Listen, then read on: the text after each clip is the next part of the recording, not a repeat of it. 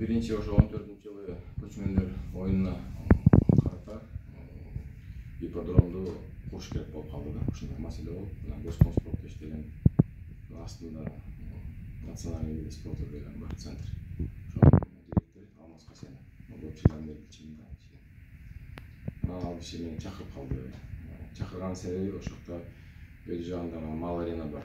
Ошол мал аренаны алып, ошол жерге 6-7 миң орундук крытый комплекс универсальный курайын деп мен конкурстан утуп алгам. 35 жылга аренда. Ошону алкагында баягы иштеп байланышып жүргөнбүз.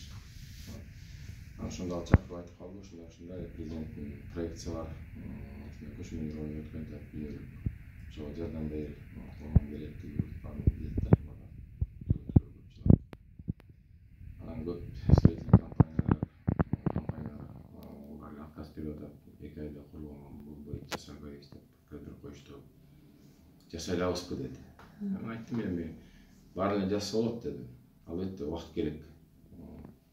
Бирок эми стройкага болбойт. Өзүңөр эмне кылып атасыңар десем, өзүлөрү мындай ачык айта албайчу да. Кандай стройка болобу же кандай болобу. Анан барган тиги центральный ипподромго бардык, ал жер болбой калды. Собственниктер башка жол частный болуп кетиптир. Көчө-көчө болуп ошо. Ошо 54-чү конь заводунун чолпон ата ипподромун ошока өткөрөлү. Ошока барып келели деди. Бардык, көрдүк. Анан көрсөм ошо эки жагында бул чыгыш батыш жагында насып бар экен. Ошол жерге 3-4 миң орундук трибуналарды коюп, сборный разборный. Эми убакыт аз да. Ал жерге куруш болбойт. Анан ошол ремонттук жумуштарды алып барган болот, болжолдоп ошентти. Анан ошондон сапарга жолугалы, ошо президент сапарга Исаковго ошону руководитель кылды, ошо группанын оргкомитетин. Анан ошого баралы деди. Анан болупту деп бардык. Ошентип айтты. Ушундай болуп атат деди. Анан хорошо, мен ойлонойн дедим. 2 күн ойлондум. Туугандар, келинчегим, достор, тааныштар баары айтты, алба алганда болбойт, бул мамлекет менен байланышканда. Булар акыры баары бир жамандык кылат сага деп ошентип айтышты көп адамдар. Тем более мөөнөт аз болгондон 2 айда кам жасалат деп ошентип айтты. Бирок мен ошо эми казактар менен ошо спор болуп, Турцияда сүйлөшкөндө биз өткөрөбүз, сен өткөрө албайсыңар деп ошондой сөз чыгып турду, казактар билесиңер. Жок, биз өткөрөбүз деп анан чыгып баягы маселе намыз болуп калды да.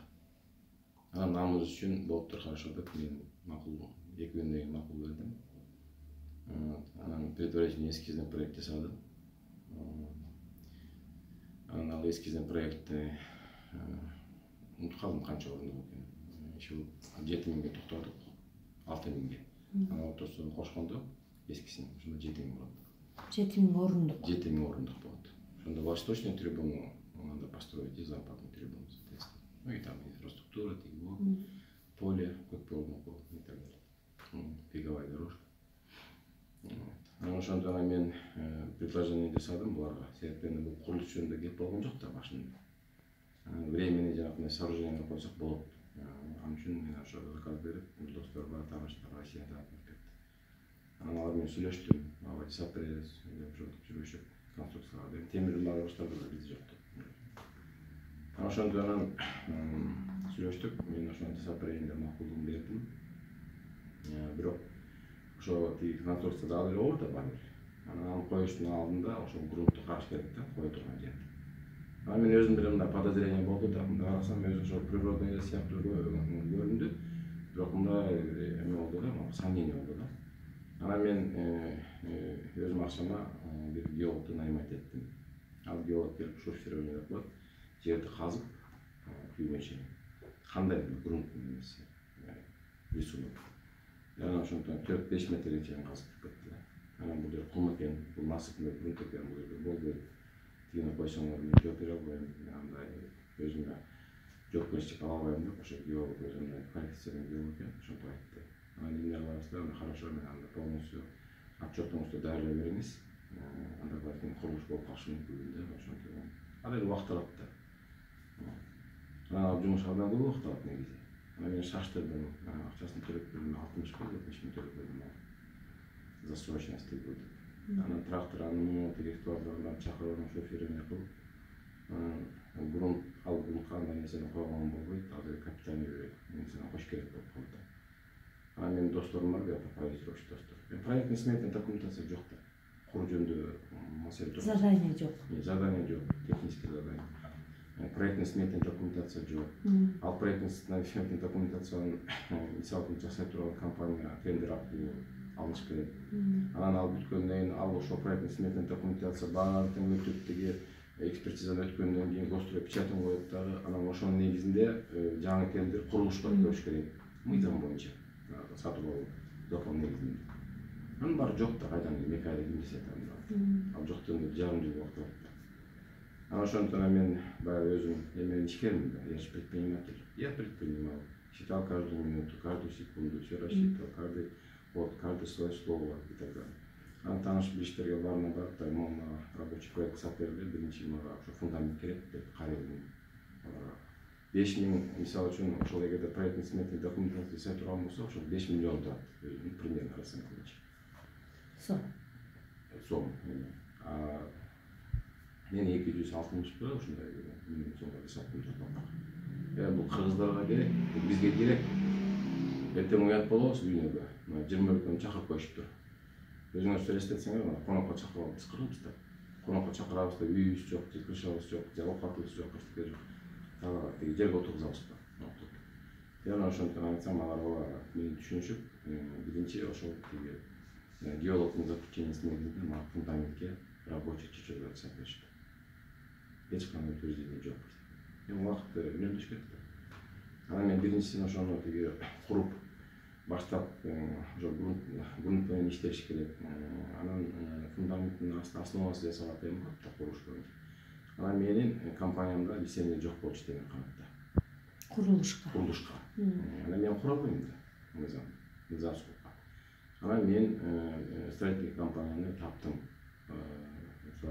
Ошо бир ассоциацияны башкарам да. Ошого келген бир компанияга кайрылдым. Мен силерге ошо акчаны төлөп берем. Мен силер менен договор кылам. Стройка полностью бүтүрүп бересиңер дедим. Ошо кыскасы. Анан бир компанияны таптым. Орустар. Анан алар ошентип алар менен договор түздүм. Ошо договордун негизинде алар иштей башташты. Анан мен бүткөн сайын берип баштадым. Теги жер чөздө рабочий. Ошондон акырынан куруп, кыска мөөнөттө ошо бүтүргөнгө ушундай возможность пайда болду да. Анан сиденьялар болсо бизде жок, бизде андай завод, фабрикалар жок. Казактар мага 880 сомдон алып келип беришти. Эми ал кымбат деп мен ошо Кытайга учуп кеттим. 3-4 күн учуп барып келдим Урумчиге. Анан Хабей деген шаар бар, ошо где-то 5000 километр Урумчиден. Ошо жерден сүйлөшүп, ошонун представитель бар экен, алар менен сүйлөшүп, анан пластик эмнелер жалпак көрсөңөр керек, ошо сиденьяларга сүйлөшүп, ошо баш аягы келишим менен бир 500 сом болду да. Эми баары бир экономия болду да. Ар бир сомду экономить эткенге туура келди да магачы. Эми мунун баардыгына жолдон эле чуркап басып барат эле мен эсептеп чыгып атам. Убакыт жок отуруп эсептеген. Күндө чалышат, күндө келет. Исаков келет өзүнүн командасы менен. Тиянан тиги Каптагаев келет, Тиянан Мунуса келет, ушундай эле ушундай да кылышат. Моне кыжы. Анан ошонтип отуруп анан кыскасы Кудайга шүгүр, жумуш процесс кетип баштады. Эми болду, производстводо болот, тем более андай стройкада. Анан ошентип восточный трибунаны башын подбетонканы куюп атканда бир Манас Акматбеков деген мен кийин билдим да. Мен ал кишини тааныбайм. Ошол Совет безопасности инспектору бир кет болуп кеткен да. Анан жүрчү ошо тегерендер ошол жердечи. А көрсө ал бир милиция экен мурда. Замминистр болуп кетиптир бүгөттө. Ошондон баягы мындай ушакчы, ушундай кошомат чегиш экен да. Мен билбейм аны. Анан ошондон сапардын жанында турат очередной разга келишти да. Анан сурап атат, мен түшүндүрүп берип атам. Мына бул подбетонканы куюп баштады. Бул жерде мындай болот. Бул жерде 3000 орун болот. Бул жерде мындай бетон куюлат. Үстүнө мындай конструкция болот. Тиги бул деп ошонун баарын түшүндүрүп, эскиздер бар, эскиздерди жасаттым 3 күн ичинде. Баягы. Анан ошондо атсам теги бул мынча куюштун кереги